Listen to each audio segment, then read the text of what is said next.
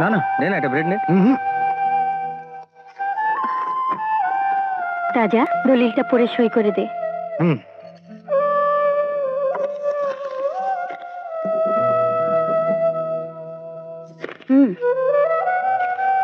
তুই তো একটা অফিসে চাকরি করিস, তুই তো জানিস কোনো কিছুতে একটা সইয়ের মূল্য কত। না পড়ে সই দিলি কেন? তুমি সই করতে বলেছো, আমি সই করে দিয়েছি, কারণ আমি জানি এতেই আমার মঙ্গল। আর কিছু জানার আমার দরকার নেই। রানা, তুই এটা পড়ে সই কর। পড়ে সই করতে হবে?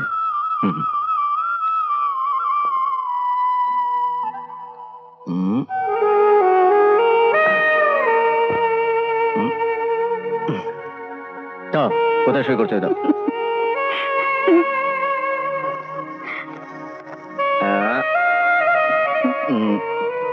ঠিক জায়গায় সই করছি তো? হ্যাঁ। কি ব্যাপার মা, তোর ননদ যে তোর স্বামীর কাছ থেকে কি একটা দলিলে সই করে নিল, সেটা কিসের দলিল জানিস? আমি কি করে জানবো? আমাকে কি কিছু বলে? কোনো কিছু না পড়ে না দেখে সই করাটা ঠিক না। এভাবে আমার ঘর বাড়ি সব গেছে। তুই তোর স্বামীকে বুঝিয়ে বল। আমি নতুন বউ, এসব আমি কি করে বলবো? কেমন কর্তা তুমি? একবারও তো জানতে চাইলে না ওদের কাছ থেকে কিসের সই নিলাম? একবার তো গয়না বন্ধক রাখার কথা জিজ্ঞেস করে বোকা বনে গেছি। আর আমি বোকা বনতে চাই না। আমি জানি তুমি যা করেছো ভালোই করেছো। কোন অন্যায় কোনোদিন তুমি করতে পারো না। তবুও তোমাকে শুনতে হবে। কেবল তো একটা মাত্র বউ ঘরে এলো, আরেকটা আসুক, তারপর সবাই মিলে বসে তোমার কথা শুনবো। কে কামনা? শোনো না কামনা, চলো না দুজনে কোনো চাইনিজ রেস্টুরেন্টে গিয়ে বসি। এসো, বসো। হ্যাঁ, দুজনের মাঝখানে এসে বসো। এসো, বসো। কি রে কামনা, হোয়াটস দ্য প্রবলেম? দেখ না সুমি, আমাদেরকে সব যা তা বলছে। বলছে ওদের দুজনের মাঝখানে বসে নাকি চাইনিজ খাওয়াবে। সর, ভদ্রতা জানো না? জানো না কি করে মেয়েদের সঙ্গে ব্যবহার করতে হয়? হ্যাঁ জানি, আর জানি বলেই তো ব্যবহার করতে চাইছি। হ্যাঁ, তুমি চলো না আমাদের সাথে। প্রথমে একটু চাইনিজ খাবো, তারপর গঙ্গায় গিয়ে নৌকা ভ্রমণ করবো। কি রে, তাই না বল?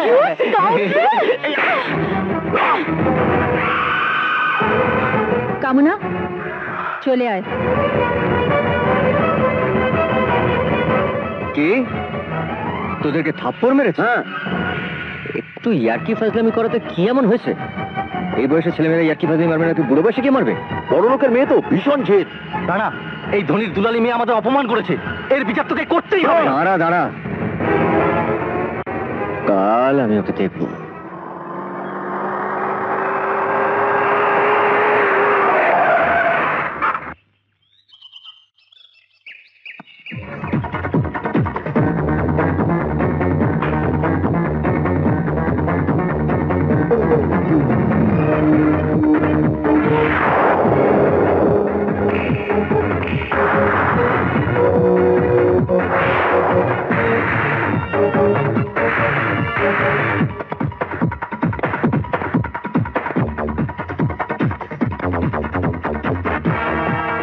এই মিস্টার, এটা কি?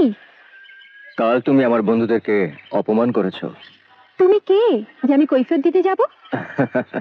তুমি আমাকে তোমার বন্ধুও ভাবতে পারো, আবার শত্রু ভাবতে পারো। বাবা, দেখো এই চুপিটা কি করছে।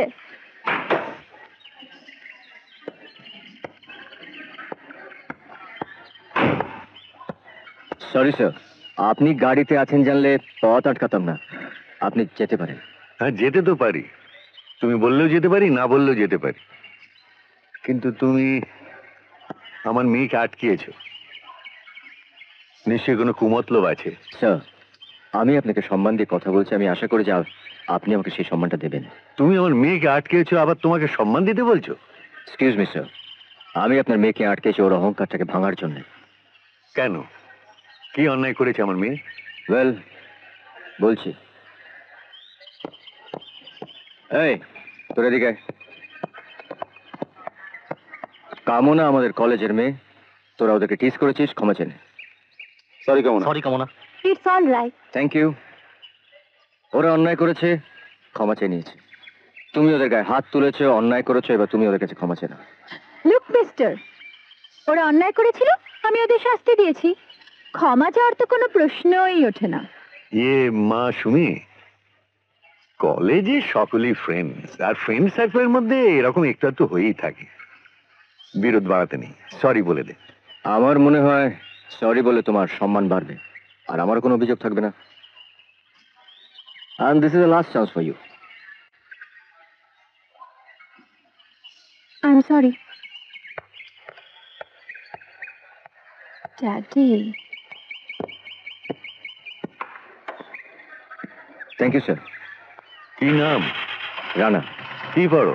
BSc final. হ্যাঁ। এই এই সুমি, সুমি। আপনার মেয়ে গাড়ি নিয়ে চলে গেল স্যার। হ্যাঁ, চলে গেল। আমিও হেঁটেই চলে যাব, এই বয়সে হাঁটা খুব ভালো। চলি রানা। চলি sir, thank you. Sumi, Rana, Rana Sumi. না, রানা বাবুর একটু খোঁজ খবর নিতে হচ্ছে।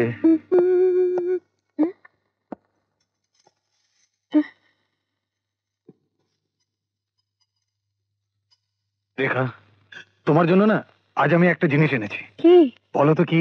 বুঝেছি, সোনার হার। লকেট আছে তো? হুম, হলো না হলো না, দাঁড়াও আমি বলছি। ব্লাউজ পিস, রংটা দেখেছো? তোমাকে না দারুণ মানাবে। Blouse piece? সামান্য একটা ব্লাউজ পিস হাতে এনে এমন ভাব করলে যেন আকাশের চাঁদ এনেছো। কি সোহাগ! স্ত্রীকে সোহাগ করার জন্য হন্ডা, কালার টিভি, গয়না লাগে। এই নাও তোমার ব্লাউজ পিস। তোমার দিদি চাইলে তো সবকিছু করতে পারো, চোখ বন্ধ করে যে কোনো কাগজে সই করে দিতে পারো, কিন্তু কিসে সই করলে তা আমি 100 বার জানতে চাইলেও তার কোনো উত্তর পাইনি। আমার কোনো কথার দামই নেই। তোমার কোনো কথা তুমি খুলে বলো না আমাকে, আর কিছু জানতে চাইলে তোমার মুখ বন্ধ হয়ে যায়। আচ্ছা বলো তো, আজ পর্যন্ত তুমি কটা শাড়ি, কটা ব্লাউজ পিস, কটা স্যান্ডেল আমাকে কিনে দিয়েছো? আজ একটা ব্লাউজের টুকরো হাতে এনে। চুপ করো, চুপ করো রেখা। এই না, এই না, এই না। কি করছো? কি পাগল হয়ে গেলে নাকি? আরে এটা ছিটছো কেন? তোমাকে তো ছিঁড়তে পারছি না, তাই এটাকে ছিঁড়ছি। তোমার কথাও বন্ধ করতে পারছি না। এই নাও, রান্নাঘরে হাঁড়ি ধরার কাজে লাগবে।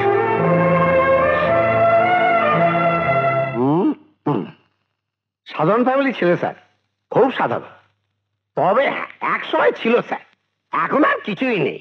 ওই বাপের দেওয়া একটি বাড়ি ছাড়া আর কিচ্ছু নেই। আচ্ছা, আগে হ্যাঁ স্যার, ওই বাবা মা কেউ নেই, ওই দিদির কাছেই মানুষ। বড় ভাইটা তো রাস্তার একটা মেয়েকে তুলে নিয়ে গিয়ে বিয়ে করেছে, আর ছোট ভাইটা দেখবে জাত। তবে হ্যাঁ, লেখাপড়ায় ভালো, কিন্তু মাস্তান। মাস্তান? আগে হ্যাঁ স্যার, এবার আমি সব টুকিয়ে নিচ্ছি স্যার। বন্ধুদের প্রেম করতে উৎসাহ দেয়, প্রেমিকাকে তার বাবার বাড়ি থেকে তুলে নিয়ে গিয়ে তার প্রেমিকের সঙ্গে বিয়ে দিয়ে দেয়, আর ওই মাঝে মধ্যে কলেজ থেকে সাসপেন্ড হয়। আমি ওরকম বহুবার সাসপেন্ডেড হয়েছি। আর ওই প্রেম করা, মাস্তানি করা, ও আমি অনেক করেছি। ছেলেটা তো মাতাল নয়, আমি তো মদ খেয়ে বোতল নিয়ে মারামারিও করেছি। শেষ করে বিয়ে হলো যখন, তখন স্ত্রী এমন স্ক্রুটাইট দিল যে একেবারে সোজা হয়ে গেল। রানাও বিয়ে করে সোজা হয়ে যাবে। তবুও আমার মনে হয় স্যার, এই ভালো করে বিবেচনা করে ডিসিশন নেওয়াই ভালো। মানে কোথায় মামনি আর কোথায় সাধারণ ছেলে।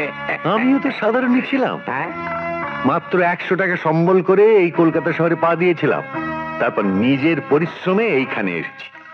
রানাও আসবে। ছেলেটা জেদি, স্মার্ট, বুদ্ধিমান, শিক্ষিত। মানে আমার মনে হয় স্যার, আপনি ঠিক পথেই এগোচ্ছেন। হ্যাঁ, তুমি ঠিকই ধরেছো মিস্টার প্রাইভেট গোয়েন্দা।